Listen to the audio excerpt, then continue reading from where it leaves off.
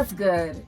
Welcome back to Black and Published, a podcast for writers, poets, playwrights, and storytellers of all kinds. I'm your host, Nikisha Elise Williams, an award-winning author, two-time Emmy Award-winning producer, publisher, all that good stuff. So, it's April, National Poetry Month. So this month, I'm bringing you a bunch of dope poets and spoken word artists, and I couldn't think of a better way to start this month off than with my friend Ebony Payne-English. She's the author of the poetry collection Secrets of Ma'at. She also has a graphic novel, The Random Happenings, and is the creative force behind a new album, Kuwangoza, which is out now on all streaming platforms. So let me tell you a little bit about my friend, Miss Ebony Payne-English. She is a nationally acclaimed author, performer, playwright, and educator from Duval County. She is the first woman to establish her own chapter of the international poetry organization, Black on Black Rhyme, Bag Talk, and is a founding member of the board of directors of Southern Fried Poetry, Inc., which produces the largest adult regional poetry slam in the nation. As author of the graphic novel, The Random Happenings, as well as the award-winning poetry collection, Secrets of Ma'at, Ebony has been featured in several esteemed publications, including the Florida Times-Union and PBS's Hometown series. In her 17 years of professional experience, Ebony's performance accolades include the New Orleans House of Blues, Essence Festival, New York Rican Cafe, and Crossroads Theater. She's got receipts for days, y'all. Ebony serves as the executive director of the Performers Academy, a 501c3 arts education organization in Jacksonville, Florida, and has also taught invitational workshops at the University of North Florida, the Tupac Amaru Shakur Center for the Arts, Morgan State University, HBO's Brave New Voices, and more. Ebony has 6 studio albums, including Kuwangoza, which dropped March 28th and again is available on all streaming platforms. In this conversation, we discuss Ebony's devastating diagnosis with an illness that stifled her creativity for 3 years, how she began writing to save her own life, how Superman Returns inspired her forthcoming play The Goddess Experience, and how she stands whole, empowered, and complete in her gift as a spoken word artist and emcee. Black and Published family, welcome Ebony to the show.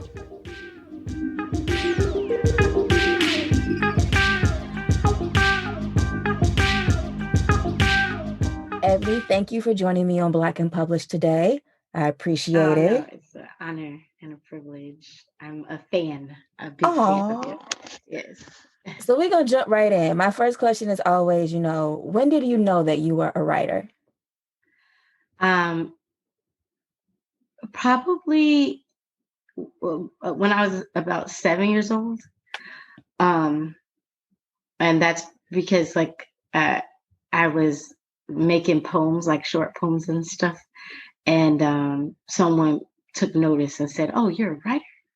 And I was like, "Ooh, I had never considered that before." But I've been writing things down that rhyme since I was 4. When I learned to read and write, that was like the thing because all of my books rhymed. So I thought that when you wrote things down, they were supposed to rhyme. So that's just how I wrote things down. But it wasn't until I was 7 years old that somebody was like, "Oh, you're a writer, you're a poet." And I was like, "Oh, I liked the way it sounded." And I was hooked ever since. And you've been hooked ever since because you have got albums, you've got poetry books, you're doing this for the community. So was there ever a point where you did not want to write and tell stories through your poetry and your spoken word? Yeah. That was like one of the lowest points or the hardest points of my life. To be honest,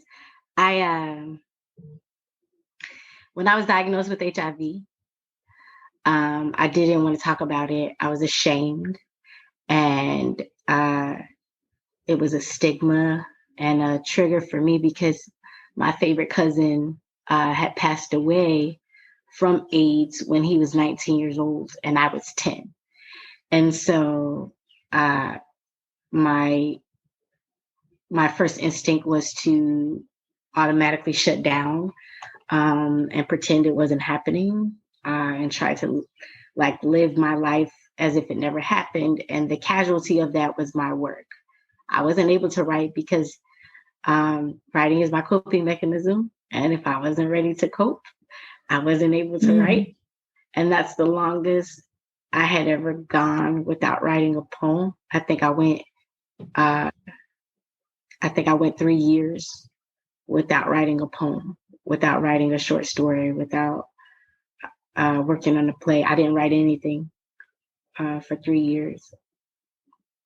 How did you feel not having that go-to support? Because I know, like, as writers, usually when we don't want to talk it out with people, we can work it on the page for ourselves. But you took that away from yourself. So, like, how did that make you feel? Suffocated. Like my dreams had been choked out of me, but I wasn't ready to talk about it. And I wasn't ready to talk about it. But the way my pen works is, you know what I'm saying? We're going to talk about this, Ebony. Like that's what it is for me, is we're going to talk about this.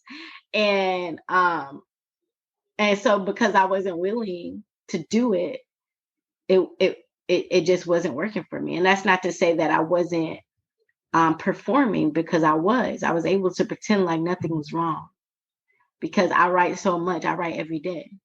So I was able to pretend like nothing was wrong because I had so much material that nobody ever noticed that I wasn't writing. Only my friends knew. And that was because every time I have a new poem, I'd be like, hey, I wrote something new. You want to hear it? Here it goes. And I hadn't done that. And I was sad all the time. And a lot of people just didn't notice I was having trouble with alcohol. Like, I was very functional as an alcoholic. So like nobody ever knew nothing was wrong with me. And that's when the saying, check on your strong friends.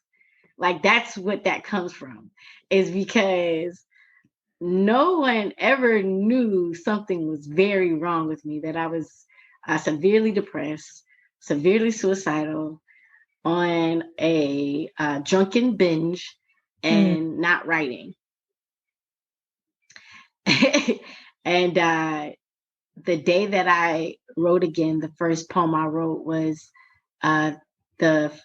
what eventually became Secrets of My Eye, and what from there maturated into be a play called On Purpose. And it was about my diagnosis with HIV. And once I did that, I was fine. It was okay. It was 7 a.m. It was in the middle of winter in Chicago. And I was like, enough already. Enough already. Yeah. Enough. And I wrote the poem, and I've never been back to that place, and I'm grateful that I never have to feel that way ever again. But that was like one of the most difficult times of my life when I wasn't writing. I know when I was reading through Secrets of My Eye, and I got to that poem where you finally admit that you have this diagnosis, I put the book down. I was like, nope, she's too honest for me. I can't. I'm not going here with Ebony today. Because like there are things that you know about a person, but it's different to read it and process it in their own words. So what helps you process when you're not writing? Yeah. I would say art. I collect paintings and clothes, fashion, like couture, because it makes me feel, bright colors make me feel better. I can't really explain it. If I look up and there's a beautiful picture, it doesn't even have to take form. It could just be splashes of paint. I think like people don't really understand why Rembrandt was such an enjoyable artist. But it's because of the emotion that the colors provoke. And only someone who is like able to heal from color therapy will really get it. And color therapy works for me. So painting, visual art is a healthy coping mechanism for me. I surround myself with it. I cover my walls in art so that if I'm ever feeling away and I don't have my notebook or my laptop, I can look up and find God somewhere. And fashion wise, it's like, at least I don't look how I feel. Eventually I'll begin to feel how I look. And so I collect couture items and, put them in my closet. And when I'm having a rainy day, I just put one on. I love that. Oh gosh. You said you don't look how you feel and you can see God reflected. I know you went from On Purpose, which was the show, to doing the five part series show. We're still waiting on part 5. Damn Corona. How did you connect spiritually in the time that you weren't writing and then find it again and come back so hard on the mic? During those 3 years, during that time, I actually was able to, I met Mahogany Rose's father, whom I fell madly in love with. And he himself is like a very powerful person. And so I wasn't really functioning. And this is how we lose ourselves in relationships. Like, well, I can speak to my feminine experiences that I buried myself in a very powerful man who needed some motivation and some love. Mm. And that's what happened. I met a man who I thought could move mountains, could do wondrous things and take over the world. And then I poured myself into him until I disappeared. And I pretended to be smaller than I was. Like, he had no idea who I really was, because when he met me, I was coping. You know what I'm saying? And so he had no idea who I really was. And so to him, I'm sure I seemed very small. And that's not his fault. It's my fault. And then one day I snapped out of it. And when I snapped out of it, he didn't really recognize me. And we weren't really able to find common ground. But of course, by that time, Mahogany Rose had already been conceived. And so, that's where we found ourselves. But truthfully, I didn't cope in a healthy way. I didn't see a therapist like I should have, like I do now when I have those moments. I found a man to love. And I loved him more than I loved myself. And I just, spent my time doing that. And he benefited from it. And I got to see the fruits of that labor. And I'm blessed because of it. And ultimately, I have Mahogany Rose to show for it. And she's incredible. But it created a distance between us for him to, wake up one day and I'm nothing like the person he met, even though I feel like myself, like I know I was myself this whole time. Mm-hmm. It's hard to explain. Like, I was me the whole time, but I wasn't writing. I was drinking heavily. I was just not myself. And then I snapped out of it. And, sometimes men take pride in rescuing a young lady. Mm-hmm. Especially someone as gifted as I, who you would never imagine needed rescuing. And then one day, I didn't need saving anymore. I found out how to save myself, and it conflicted with a lot of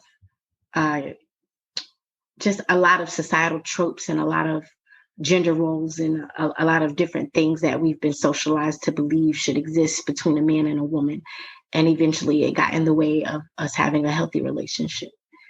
But yeah, I wish that I had been cognizant enough and brave enough to seek therapy, but I did not. I sought love, which heals all things. And it did heal me. And it did give me one thing I can say is, I would not have been able to conquer my alcoholism had I not been in that relationship. Mm-hmm. He found it unattractive, and I needed him to find me attractive. And so I stopped drinking. I had not been able to write a poem, He loved me courageous enough to like address what was happening to me. And I was able to write that poem, but it's just like, once I knew who I was, like once I was able to accept and forgive myself, then there were some things that I had accepted from my romantic partner that I would never have accepted had I been mentally and emotionally well. And that's where we came to it. And sometimes those are the trade-offs when you heal. Yeah, it's like he helped heal you and restore you to yourself. And then when he met you as your full, empowered, embodied self, it was not what apparently he wanted. Like, he didn't feel empowered anymore holding my hand, is what happened. As he also needs to feel whole, complete, and empowered. Okay. But when I stood up, I'm a giant. And I'm not being arrogant, but I know the gifts that exist within me. I'm a giant. But at the time that he met me, I had fallen. I was wounded. I was hunched over and bleeding. And he helped me heal. He patched my wound. And when I stood up out of that hospital bed, he had no idea. And he felt smaller than I had presented him to be, and that is all internal. And that he, I pray that he finds his way of healing on his own. But it caused conflict to the point where I just wasn't able to like be there, because we had a daughter, and there are just certain things that I don't believe should take place before her eyes. And so, we had to separate. And I pray that he's doing his healing, because he absolutely played an integral role in my healing. And that was a part of life that I had to learn. And that's actually what part 5 is about. It's called the Goddess Experience. And that was what part 5 was about. Was, yes, I had this HIV diagnosis. Yes, I struggled with alcoholism. Yes, I was depressed and small and felt horrible and stupid and alone. But there came a man in my life, and he loved me. And he loved me in spite of it. And then we had a baby. And, he's not involved in her life, physically, financially, or vocally. You know what I'm saying? Mm-hmm. By phone, text. I don't even have a phone number for him, and that is hard, because I've never loved anyone more my whole life, and I know that that man loved me. And I wrote a play about the things that happen, and like everybody's journey is their own. He has his own journey, his own demons to chase. But ultimately, my pregnancy resulted in him relapsing, because he had conquered his own addiction. And that's how he was helping me to conquer mine. It's because he had already done it. He was 5 years sober when we met. And, during my pregnancy, he relapsed.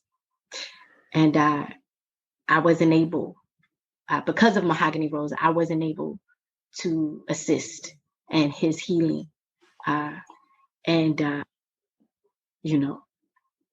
Because you had a whole baby to raise. Yeah. So it seems like this, like he healed you, and then you get the poem that reveals your diagnosis. You get the book, Secrets of Mayat, and then you do the one woman show on purpose. And all of that. Was there. He came. Right. And I remember you guys, because I don't think you knew you were pregnant then, or maybe. No, I didn't know. Right. I didn't know. On purpose. I was like, I don't think she knew she was Everything pregnant. was still rainbows and starships. Right.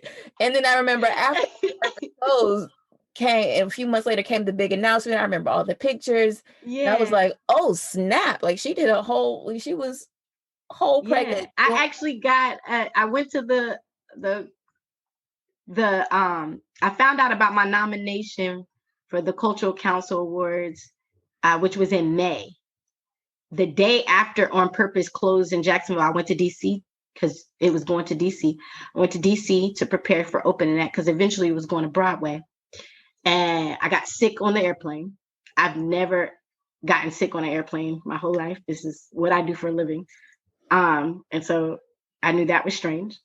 And I was so wrapped up in the play that I didn't realize I had missed my period until I got sick on the plane. And I was like, wait a minute.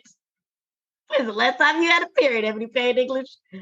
And that's how I found out I was pregnant, in a restaurant bathroom with my best friend standing outside the stall in DC.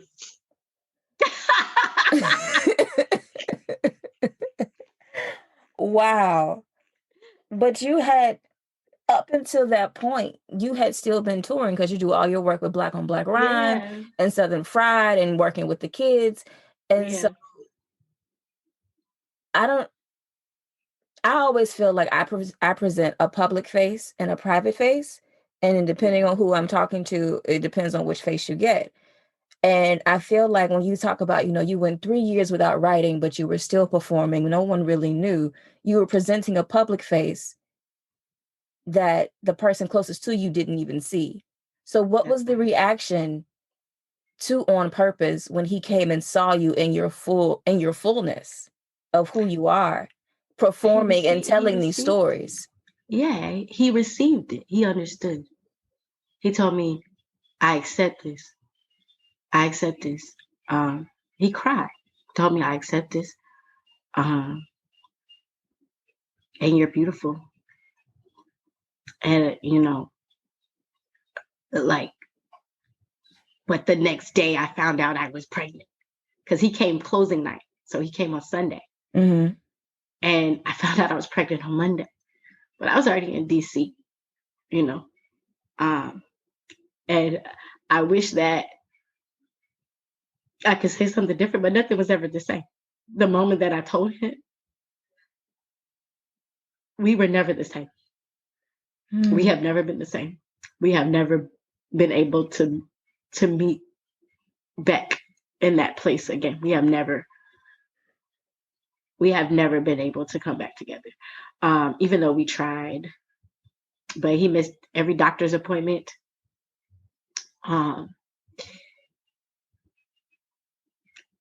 It was just a lot. I only had a 22% chance of surviving my pregnancy because of my illness. And so they gave me the option to abort her. But she was healthy. She was fine, and she was in no danger of contracting HIV because I was undetectable. And I was on my meds. And so it was just my body just being tired. You know what I'm saying? I had just been through so much. My body was just tired. And so I said, if we could just get her here safely, I'd be straight. I could go. My dreams have already come true. Anything that I've dreamed of doing in life, I've been able to do. I'm blessed to say, except travel the world. But my poetry has been all over the world. And so that still counts for me, So I was at a resolve of just get her here safely and let me be, you know what I'm saying? And so I went through that, and, he wasn't capable of being there because it's an illness. Just like I have an illness, it's an illness. He wasn't capable of being there. He wasn't capable of understanding that I might die, having our child. You know what I'm saying? And it was just a lot for him. He wasn't able to maintain his sobriety. And then when Mahogany Rose was 6 months old, he ended up leaving her home alone because of his addiction. And so I left it. I never came back, which of course did not set well with him or his family. And we just haven't been able to co-parent ever since. So, that is part of life. Like, I don't have all the answers. I'm a teacher, and I work with my specific area of expertise is traumatized teens and foster youth. And so, like, I'm still unable to, like, find my way through the troubles of my own interpersonal relationships, because I was not ready. I just wasn't prepared. That it's a lot of maturity that has to take place that I just wasn't a level of understanding I don't have. I still don't have. I'm still seeking help. I'm still in therapy, trying to figure out, well, what's right and what's wrong, and truth be told, like, it's a journey. It's a journey. Like, I for instance, I've been an adamant, supporter of eradicating domestic violence, and I may be oversharing, but this is just my story. This is my journey. You know what I'm saying? This is what I write. I'm an honest writer, but my daughter's father, I put my hands on him, and he did not strike me back. He attempted in vain to restrain me, and the people that witnessed it, they called the police on me,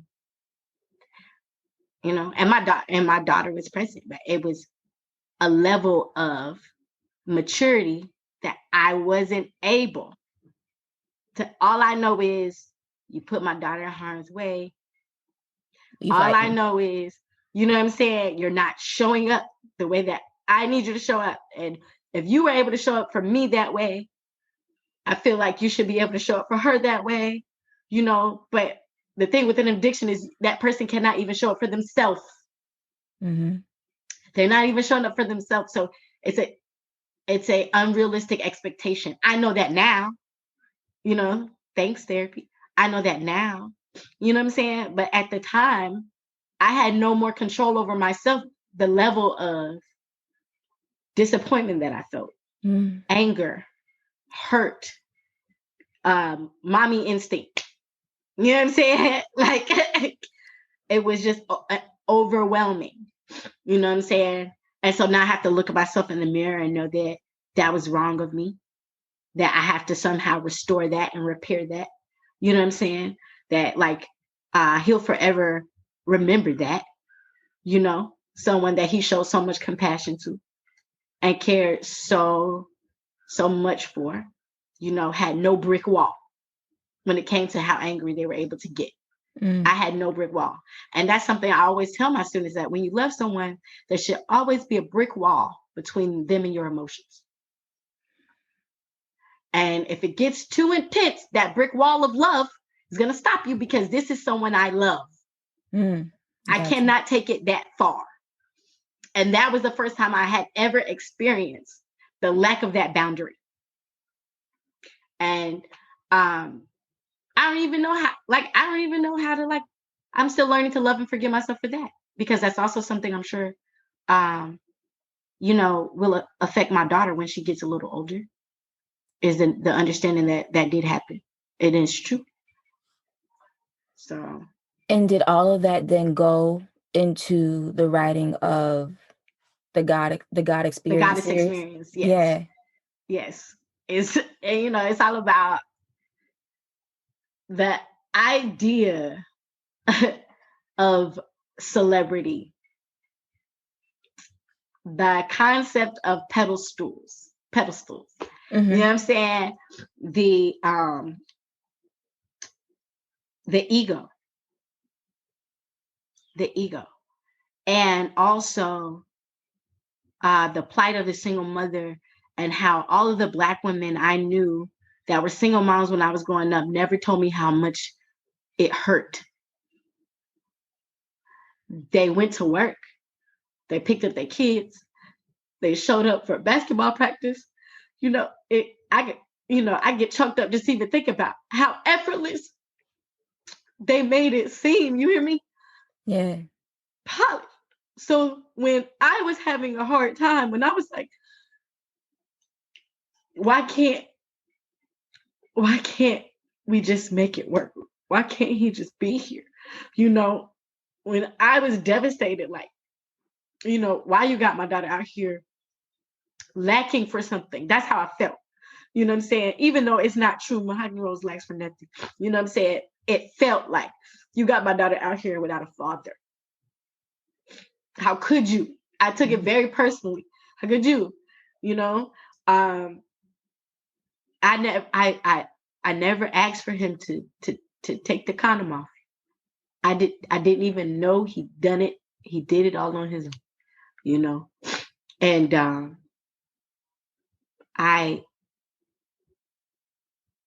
it's hard for me to reconcile that he wasn't here, you know, because all the Black women I knew were just like, you know, we do what we have to do. Just handle your business. Just keep going, girl. And I was like a mess. I wasn't okay. I was not okay, you know. And some days I'm still not okay because now she's talking and now she's socializing and now she's asking me questions, you know, and now she's saying things like, I want my daddy, you know what I'm saying? And now she's asking me, where is daddy? You know, can we call him? You know, and how do you tell your 3-year-old, I don't have your father's phone number, baby? You know what I'm saying? But gratefully, her grandpappy, his father, is in her life. You know, her sister, she has 3 sisters from his previous marriage, and they are in her life. You know, but even that is hard to reconcile because they were able to grow up with him. And so one day she's going to grow to understand that they know him, that they've been around him, that they've communicated with him, that they have things that he's bought them. You know what I'm saying? Like, and even that is like, I cringe because I can't protect her from life, from her own realities. You know what I'm saying? And she's on her journey, just like he's on his journey. I'm on my journey. Mahogany Rose is on her journey. And I cannot protect her from the things that are going to be aiding in her character development on her journey.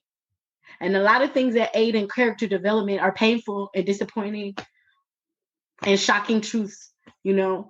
And as her mother and her strongest cheerleader, I don't want that for my baby, you know, but that'll stop that from happening. It's not going to help.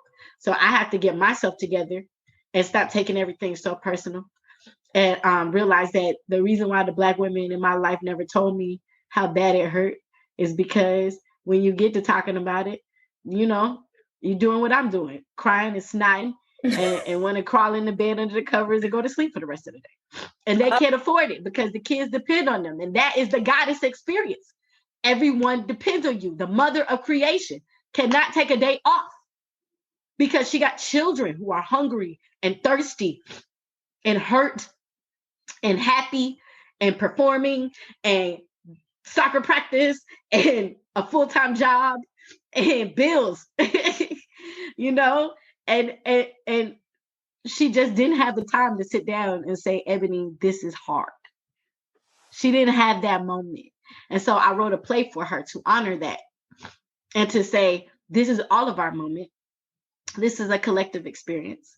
And it was inspired by Superman Returns and Lois, you know, had a baby by Superman and had to raise him by herself, you know. And then Superman finds out that he her baby daddy and then leaves Earth, leaves the planet. You know what I'm saying?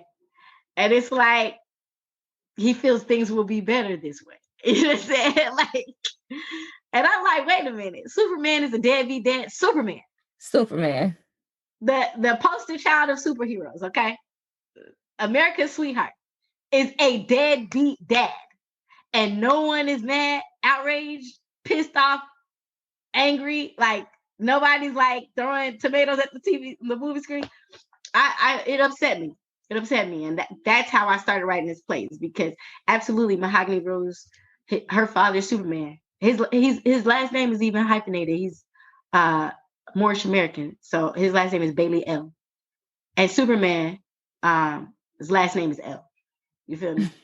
So it was like a very direct. You were triggered. I was super triggered. I was like, Why ain't nobody tell me this was gonna happen? You could have just said, Ebony, this was gonna happen. You know what I'm saying? I would have been more careful, okay? So, But like, it's do a you, part of it. Yeah. you have been so honest in this interview, and you are just as honest when you write with your pen as you are when you are delivering your work on stage. Do you ever feel a way about being that honest? Like, oh shit, I done said it now.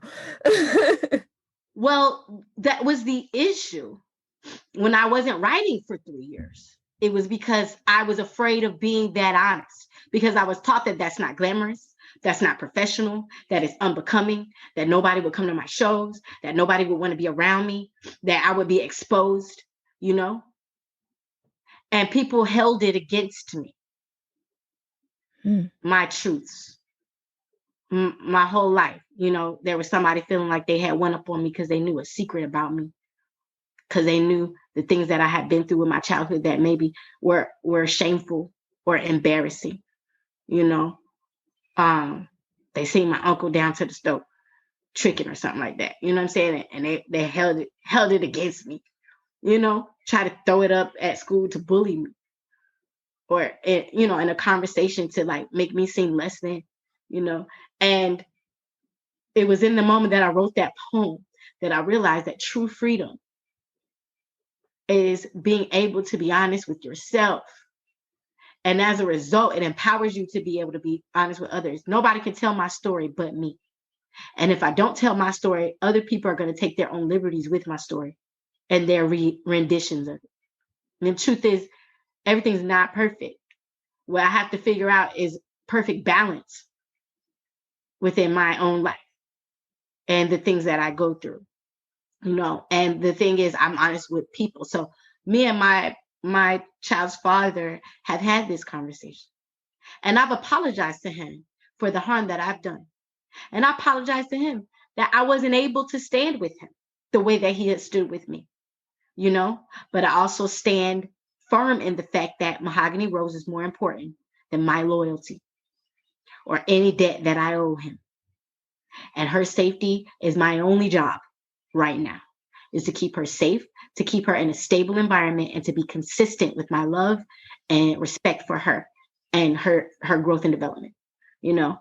And so I'm able, that empowers me to be able to be honest with anybody about it, because, you know, he knows exactly how I feel, and he knows where I stand, and he knows that when he's ready, you know, me and Mahogany Rose are here, you know, for him to be involved, because we do need him. He is needed and he is necessary, but he's got to go on his journey and get to a place where that is healthy and safe, and we are able to communicate, and we are able to be on the same page, and we are able to co-parent, so that we're not traumatizing our daughter because we got adult things going on, you know. And so that's the discovery I made, and that was the resolve that I came to with the goddess experience, is that, you know, I get to tell the story of all these different women, you know, that are all single women, single mothers, that have their own life going on. Some of them successful, some of them impoverished, some of them, you know, are their husbands passed away, and that's how they became single mothers. Some of them, you know, it just didn't work out. Some of them, they were the villain, you know. But it's all about the child, and about a mother's connectivity to not only the child but the entire universe, because of the womb, because of the responsibility that is given to you during pregnancy. And so I'm excited to be able to bring that to the world. COVID has prevented me from being able to push that through, but during this time I've got a chance to process my own junk that I didn't even know was still there, you know, because if I'm going to talk about it, I have to be safe. And so I don't talk about things until I'm ready. So I'm not always honest when I'm still healing. I heal first, and then I tell the story so that somebody else can get their healing from the story that I told. Like that's my process. So what has it meant to you to have gone through all of this in the last 3-4 years? to write the poem about your diagnosis, to create the collection and write the book, to do On Purpose, to go through another traumatic experience, and then to come back and do this 5-part series that will one day culminate in the Goddess Experience. We gonna find a way to do that at Daly's place, first of all, because it's outside. we need to get on the phone with Shad Khan and Mark Lambin so that we can be safe, socially distant outside, and you still be on the stage. That's what we need to do. Like, how do you feel with all of the accomplishments that you have, the published book, the shows, the graphic novel, because we haven't even gotten to that. I don't know how to be me without my stage. And so COVID has really been an identity crisis for me. Like, I'm having a raging identity crisis. Mm. And I think that the blessing from it all is it pushed me to find other ways in which to express myself. And one of the ways in which I circled back has been film. So instead of doing my tour that I canceled because of COVID, I'm in the process of doing a short film, a hip opera. And, you know, that has been great. The graphic novel, you know, I'm in the process of figuring out how to get that animated into an animated series. I haven't found any Black animators here in Jacksonville. And so that's been a challenge. When I can, I work locally. And when it's able, and I try to support Black business owners locally, because that's just been a struggle here in Jacksonville for Black people for a long time, is getting their businesses off the ground and flourishing in this community that has been notorious for trying to, impose white supremacy anytime the Black community is trying to accomplish something. And so I try my best. I do my best to buy Black and to work with Black creators as often as I can. And so I'm early seeking Black animators to try to put that into motion. But this is just the more time that passes and the more the United States continues to get it wrong, the more that it becomes obvious to me that I may never return to the stage in the way that I imagined I would. And that's okay, because I still have to find a way to be me and do me through it. So yeah, I'm looking for amphitheaters, to do shows at. I'm looking for parks to form partnerships with, so that eventually I can get back to performing. But when it rains or when it gets cold, I still have to figure out a way to get it out, get the art out of me. And that's, I'm still unfolding. I'm still trying to figure that out. So we have talked so much about your work and the honesty of it and how your story is infused into it. Will you please bless the audience with a couple pieces, whatever you decide? Sure. So this is what started my career as an author, as an adult author. I had written children's books before I had written 5 children's books before Secrets of My Art. But yes, thank you for the support. Thank you. I have my copy. I want to share the piece that started it all, because we talk so much about it and some people have not heard it.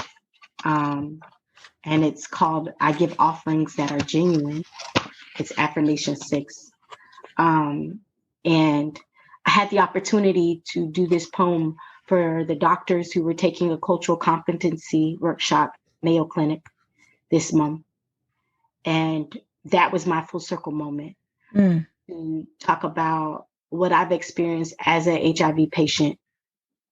And one of the qualms I had is the desensitization of my doctors, of my medical professionals, that they, the way in which that they treat me is not like I'm an individual. My diagnosis is specific and individual, and my treatment is specific and individual.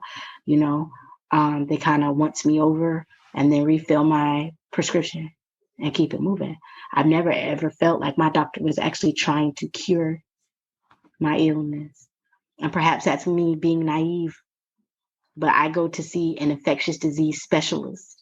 And I thought the purpose of seeing a doctor who specializes in infectious disease was because that they're going to use the information they get from me to research and try to figure out how my body is responding to the medication and what my body is doing and how I can get better, you know? And that's not what I've been experiencing. You know, they just make sure that I don't have any infections, that my medication's working, and then they send me on my way.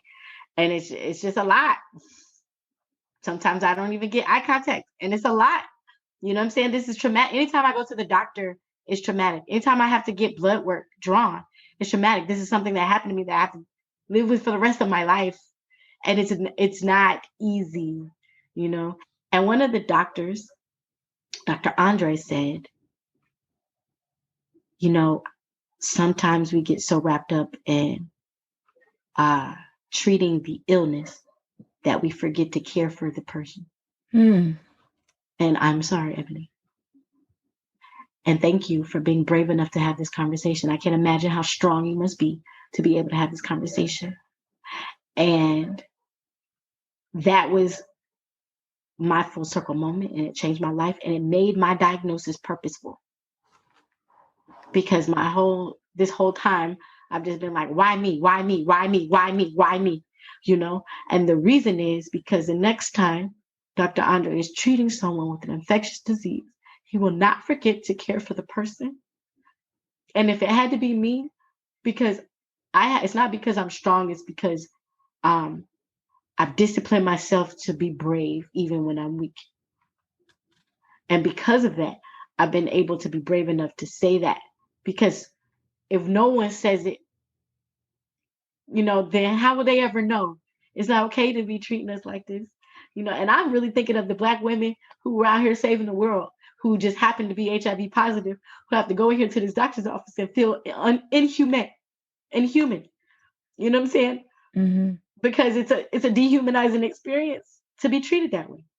And it's affecting people that look like me. And I just wanted to stop. I want this stigma to go away from this illness. I want us to confront it and address it and deal with it. And I want it to be cured, because nobody should have to take pills every day just to keep living. And the pills make you sick. So that's also it, because people deserve to have quality of life, you know? And sometimes when I'm experiencing side effects at their fullness, it doesn't feel good. I have to force myself to accept that this is my reality, and I'm going to do my best to be here, because there are people who depend on me to show up for myself today. And I'm going to take my medicine. I'm going to deal. I'm going to cry if I need to, but I'm going to keep going. And that's what this was. This was me crying because I had to. Deciding to be honest because it was necessary, and moving on because it was time.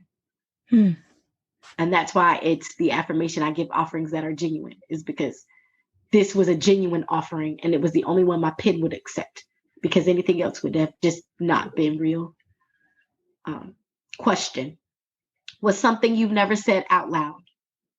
Answer: I'm not sure of myself anymore. Question: why? Answer: shame, which is a painful feeling of humiliation or distress caused by the consciousness of wrong or foolish behavior, word association, humiliation, embarrassment, guilt, compunction, discomfort, ignominy, indignity. The secrets of a queen don't always share the same fate as Victoria's. Some of them chew away at the core of us until we are hollow enough to follow instructions. Step 1, smile often. Step 2, master the art of remaining private in public. Step 3, if it's too personal of a question, change the subject. Confession. I've learned to swim through my tears. I've grown gills and learned to breathe through the depths of my sorrow. I will not drown here in liquor and self-pity.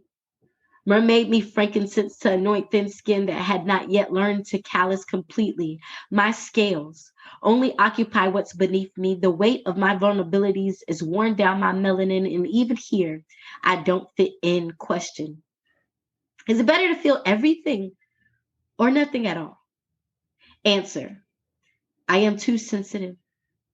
I am too emotional. I am too old not to be comfortable with these things. I'm too wise to believe you don't need to be sensitive or emotional when you're an oracle. Question. Was something you've never said out loud? Answer. I had problems keeping my virginity. Question. Why? Answer. Love, which is an intense feeling of deep affection, word association, fondness, tenderness, warmth, intimacy, attachment, endearment, devotion, adoration. As a woman, I've been socialized to value my reputation more than my identity, as if I can control what people choose to believe of me. Despite confession, someone told me something I said once changed their life. Confession, it made me jealous. If only the lessons I pour into a mic impacted my life the way they do the crowd. Question. Was something you've never said out loud? Answer. I wish I were famous. Question. Why?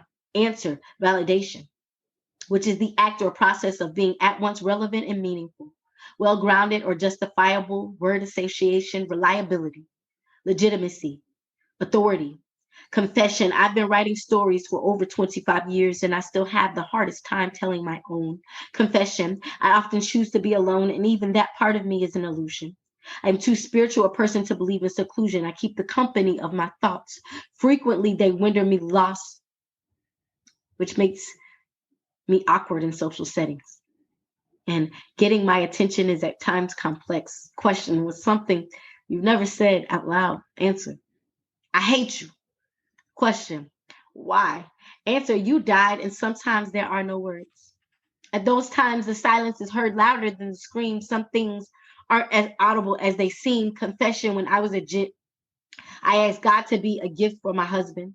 I wanted to be a fantasy, a testament that dreams come true. Confession. I thought if people knew, they'd stop treating me like a present. Confession. I'd rather be protected than rejected. Confession. I push people away on purpose. Confession. This is the most personal poem I've ever written. Confession. I find myself seeking forgiveness when I have no reason to apologize. Confession. The phrase "I'm fine" has become my favorite shroud. Question. Was something you've never said out loud? Quote.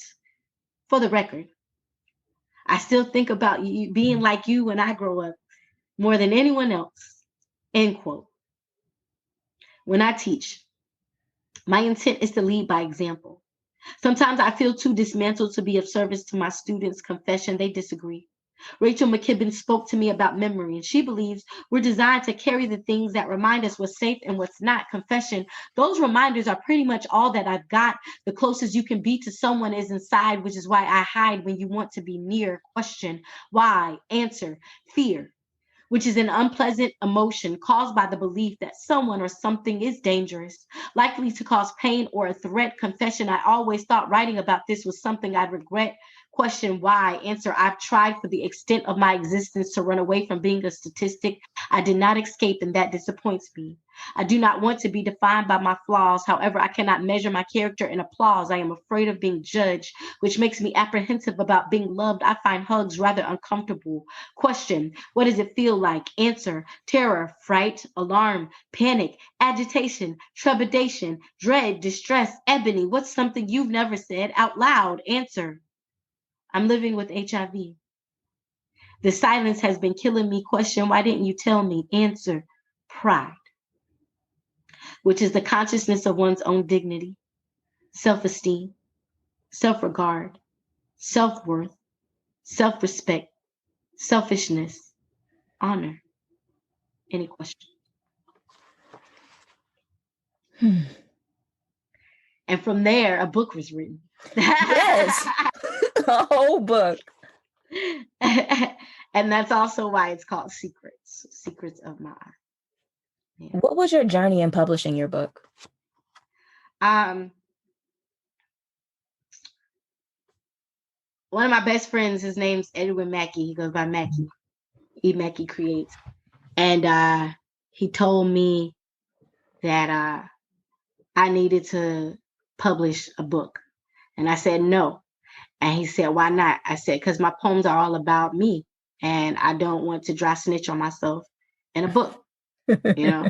And he was like, Ebony, you need to tell your story. People need to hear your story. And I said no. And then I said no. And then I said no. And then I didn't write for 3 years. And I wrote this poem and I shared it with him. And he told me, Ebony, I want to publish your book. He had a media company called Adverb Inc., which has now maturated into like a full-on publishing company. And they even do like card decks, black spades, and all of that, where the face cards are all Egyptian royalty and stuff like that. And so he was like, let me publish a book.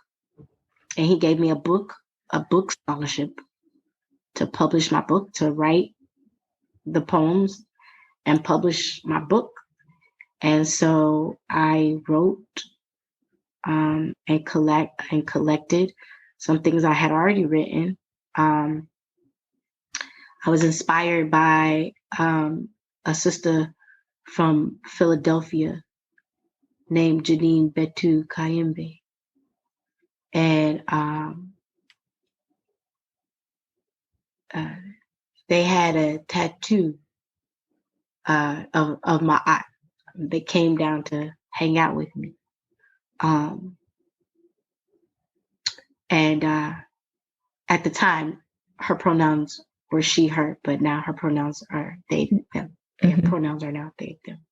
And so they came to visit me in Jacksonville. I was in a bad spell, in a bad way. And they told me about Ma'at. They introduced me to the principles of Ma'at, which are all truth and balance and wisdom. And they were saying that these are the governing principles the pharaohs used to rule the people and to make sure everything was from a place of truth and justice. And so I began saying those affirmations to myself out loud daily, 42 of them. I would say them out loud daily, and it helped me like stay on my square. And so they ended up planting a garden in Philadelphia in the middle of the hood. And then it turned into this big deal. And now they go around the world planting community gardens, urban creators. And they let like Magic Johnson and everything. It's crazy, like Philadelphia urban creators. And like I was so inspired like that. I was like, I'm going to do something with these affirmations. Look what they can do, And so I said, I would. And then finally he says, I'm going to give this book scholarship. And I was collecting pieces of stuff for the book, but I didn't know what the book, it didn't have a direction. It was just poetry. Yeah. And it started with that poem. And then that poem was like me revealing my biggest secret, sharing my biggest secret with the world. And so I decided to name the book Secrets of My Eye and to write poems for each principle, my poetic interpretation for each principle. And that's how that book was born. And that's what came of it. My homeboy Jody took this picture of me at Sex on Stage, which is a show produced by Moses West in Jacksonville. Jody he has his degree in sports marketing, and he like at the time, takes photos of like basketball players and stuff like that. He was in town for the show and he took a picture of me, and I was like, I'm not even an athlete, like he was like, you are to me.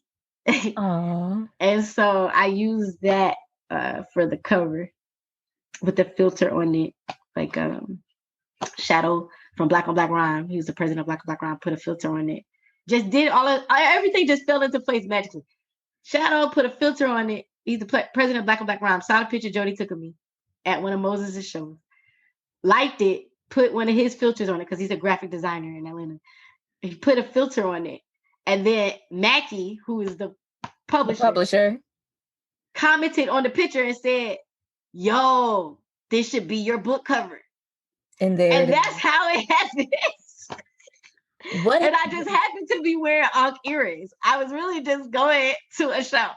This is when I went to the show. And I was wearing Ankh earrings. And Becky saw the picture, was like, this clearly should be your book cover. And that's how everything fell into place. And then yeah, that's what happened. And then Becky ended up not even putting it under his publishing company. He showed me how to start my own. And the book scholarship actually went towards me going ahead and becoming a self-published creator. Do you embrace being a self-published creator? I do, because my terms, my work, my terms. The drawback is maturation. It all comes with the more you grow, the more you know, the more you learn. Is nobody can do this alone. Facts. And so what I was doing was creating a situation where I would never need anyone. And I was thriving off of that. I don't need anyone. I don't need anybody to do my work, to do my art. And the reality is my graphic novel is probably the last thing for a while that I'll self-publish. And it's because I can't, it takes away from other things. I cannot afford it at the level that I am right now. It's not fiscally sound for me to publish my own work because I don't have a machine behind me to be able to do the things necessary promotion-wise to secure the success and return on the investment. You know, so in my graphic novel, I was going to tour with it, so that was going to make sense. But unfortunately, my book tour got canceled, which was my world tour. That was the first time I was going to be able to see the world. I was doing an international book club, international anime and comic book club, with the random happenings, and COVID happened, and so it got canceled. And so now I'm sitting with it, you know, the reality that, you know, I don't have the machine behind me to do the things that I could had I had a publisher and a strong backing, financial backing for it. So like advances, you know, I know there are loans, and we're taught that loans are bad. It's not that loans are bad, is that mishandling a loan is bad. But a loan can actually get you a leg up. One of the reasons why a lot of ethnic groups come to this country and are able to secure economic status, is because they're able to be approved for loans. And with loans, they can build empires. And then those empires will generate enough income to pay back those loans so that they'll never need another loan again. And they become the lenders, you know. But it's learning experience. So now the next book that I write, which is currently in process, actually two. I'm in the process of finishing one. I'm on the last chapter of one, and then I just started another. I will be seeking publishing for that because I can't do it by myself. And I'm 36 and I'm just now coming to terms with that. I can't do it by myself. I need help. I need a team. And I need an effective team. Now, my terms, you know, me forming that team can be on my terms, sure, you know, but yeah. What has been one of your greatest mistakes in the journey of putting out your work? Trusting people I should not have. That my spidey senses told me not to. That my wise counsel told me not to. But my loyalty wouldn't allow me to release them. You know, I am very loyal. I grew up in Duval County, and street code, rule number one, loyalty. Your people got to be your people forever. Forever. You have to stay down. You have to stay down. That's what it is. You know what I'm saying? They got to be your people forever, you know? And that's what I wanted. I wanted everybody who was day one to come with me. But everybody that was day one wasn't always down for the cause. I had very humble beginnings. I had very broke beginnings. Mhm. I had very lowly starts. You know what I'm saying? And at that time, it's easy to stand over someone and be like, you can do it. Um, and I needed that. And so for what it was, it aided me. Mm. It helped me. And I'm grateful. But once I became the woman I grew up to be artistically, the creator that I became was someone who once you hear it, once you hear the work, it's obvious, that although I'm not wealthy, I have a different type of wealth, and I have the potential to be wealthy, in the right hands and with the right guidance. And the people who could help me declined to. Mm. And that has set me back only because it crushed me. I felt like they crushed my microphone. Like I didn't have the faith in myself enough to like pursue things. It just made me want to do it myself. I'll do it myself. Because like there are millionaires that owe me favors. Like major solids. You feel me? You know? Uh to sit in a room with people that could change your life with one phone call, but never would. It could make you feel like you whack, like your music isn't good, like your poetry is not marketable, like your plays are not digestible to an audience. You know what I'm saying? Like, could make you feel all of those things. And so what you do, you fall inside yourself and say, I'll just do it. I'll just do it. I'll just do it. You know what I'm saying? And that just comes from trusting. But people have been in my ear, like,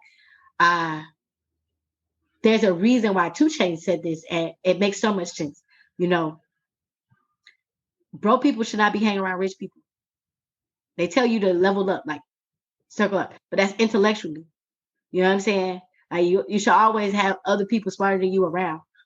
But broke people should be hanging around wealthy people, because the other reason they would be keeping you around is to use something you got. It's because they need something you got. Not because you need them. You feel me? Because they have enough money to protect them from needy people. You know what I'm saying? And if it was that simple, they would just write you a check. That's what they do with their family. They write them a check and move on with their day. You know what I'm saying? Yeah. But they will feed off of you. They will feed off of you.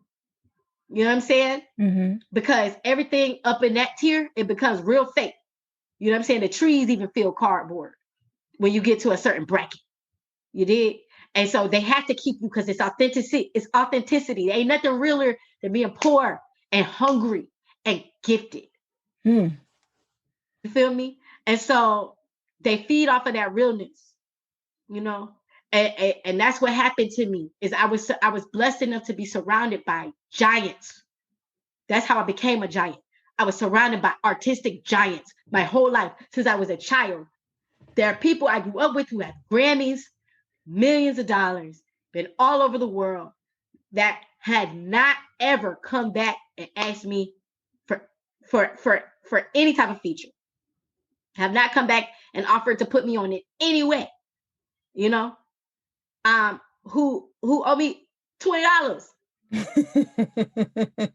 Do you understand? Yeah. It's a reality. Like, and all I can say is blessings. And I'm happy for you. And keep going. And make all your dreams come true, because that's genuine. That is a genuine offering. I don't want anyone to be poor, especially if they Black. I don't want no Black people to be poor. Ever. But it can crush you. It's devastating to know you have something special. And for people to be in the room with you that could invest in that and could help that flourish and help you grow, and that won't do it, that treat you like you're insignificant and don't matter, that it changes you. It makes you cold in a way, and it makes you hard in a way. Mm. It turns you into a thug. You feel me? Don't nobody care about me. It's just me. It's just me in this world. Nobody else. All I'm trying to do is provide for me and my daughter. Everybody else, everybody on their own. You know what I'm saying? That's how it makes you feel. And it's just not true. It's just not true. That's just not my tribe. I have to find my tribe. I have to find my people. I have to find my circle where we're gonna all bubble together. And and that journey is gonna be a special one, because it'll be full of integrity and stardust, and from my experience, Black women. So that has been your greatest mistake. What has been your greatest joy in your work in your writing? Is someone told me just the day before yesterday that I changed their life in a positive way. And that is something that I hear often. And oh my goodness, I started writing to save my own life because when I was a little girl, I wanted to kill myself. And I buried all of my depression into my notebook. I started writing to save my own life. And so for it to be a regular affirmation from strangers, you changed my life today. Thank you. You saved my life today. Thank you. You know what I'm saying? It is something I set out to do for me, multiplying into something I was able to do for my community. And that's what I mean when I say all my dreams have already come true. I just want it to matter. I only ever just want it to matter to someone, some way, somehow. I just want it to matter that I was here. And that lets me know that at first that I matter, that someone will never be the same because of something that I wrote down when I was sad. And something that I was able to heal from. And I talked about that journey, has aided someone else along their journey. Like, hands down, there's nothing like it. And I wouldn't change it. And maybe if those people had helped me, I wouldn't be writing the things that I'm writing because it would have been a different journey. It would have been, I wrote something and someone said it was brilliant and then they wrote me a check. And I'm here now. You know what I'm saying? Yeah. But no, I wrote something and I knew it was brilliant and nobody wrote me a check. But it changed somebody's life. And that was my ashe. And by that becoming my ashe, eventually I got to write myself a check. And that's truly my testimony. That's what happened. Is eventually I was able to produce my own 5-show series. I wrote myself a check, and that's my truth. That's beautiful. I want to transition into a quick speed round. Then we're gonna do the last question. I'm gonna let you go because we can go forever. So speed round. What's your favorite book? Oh, hands down, The Third Life of Grange Copeland by Alice Walker. Who's your favorite author? Novel. Alice Walker. All right. I feel like we're gonna just go with that theme. What is your favorite song?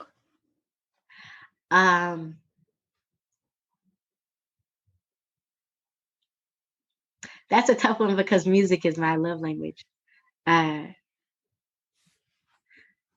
So right now it's Kuwangoza, which is the title track for my album that comes out on March 7th. Hey. And right now I have to say it's my favorite song because I wrote my testimony in a song. I wrote my testimony and my reality, in the same song. And I love how it came out. Name one MC that doesn't get enough shine. Queen Latifah. She was saying the things that women are saying now, then 30 years ago. Yeah. She was that Black is beautiful, that I'm a queen, that, women are the source. Mm-hmm. Nothing don't move. Put some respect on my name. She was saying it then. And they don't, but I will sing her praises all day long. She's incredible. One lesson you want your students to take away from you? That it's okay to be flawed and imperfect and impacted by life's experiences. You don't have to be impervious to the traumas that you encounter just by being alive and being vulnerable to the decisions of the adults who gave birth to you. However, you can choose to become a quality product of that environment. You could choose to allow those traumas to build your character in a way that you can get through anything. And I challenge them to do that. One freedom you want Mahogany Rose to have that you don't have? to be happy, joy. I struggle with depression. I've struggled with depression since I was 10 years old. And it robs me of being able to enjoy some of the smallest things, you know. And I pray daily. It's my daily altar ritual that Mahogany Rose does not suffer from that illness, that she has the freedom to be joyful abundantly and eternally. Even if she has sad moments, it will not rob her of her joy. Mm. That is what I hope for my child. If you were a color, what color would you be? Pink is the color of vagina walls. Okay, Janelle Monáe, I love it. And what is your favorite sound? Birds chirping. But, all right. So last question for the Black and Published interview. You have dedicated your life to telling your story or something that's been inspired through you. When you're dead and gone, what would you want somebody to write? What story would you want them to tell about you, your life, and your legacy? I just want them to be honest that, I have been hurt, but I have also hurt people. I've been lied to, but I've also lied. I am an educator, but in many ways I am also uneducated. And I am a mother, but I am also a daughter. Thank you, Ebony. No problem. Big thank you to Ebony for being here on Black and Published today. Make sure you check out Ebony's album, Kuwangoza. It is her 6th studio album and is her personalized oration of whole and complete stories dedicated to the Black women who paved the way for so many to speak freely through rap music. Kuwangoza, which is Kiswahili for guide or lead, dives into the elements of hip-hop and how they influenced the journey of a young queen, inspired by DJing, emceeing, breaking, and graffiti. The album is an honest account of triumph, insecurity, ignorance, and last but not least, knowledge. To deliver this work to the world is her way of being the change she wishes to see in it. It is also a full visual album, making it Ebony's first short film. It was directed by Miles Dante, and the film supplants an ancient Greek myth into an urban setting, subverting it to address poignant issues plaguing our patriarchal society.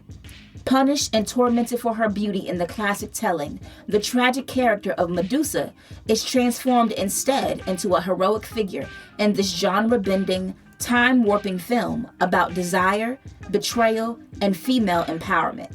I just want y'all to know I've seen the film and it is dope. So again, check out Ebony's album, Kuwangoza.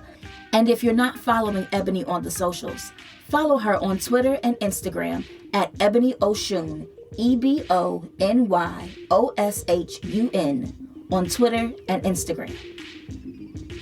That's our show for the week. If you liked this episode and want more Black and Published, go ahead and hit that subscribe button on your podcast platform of choice.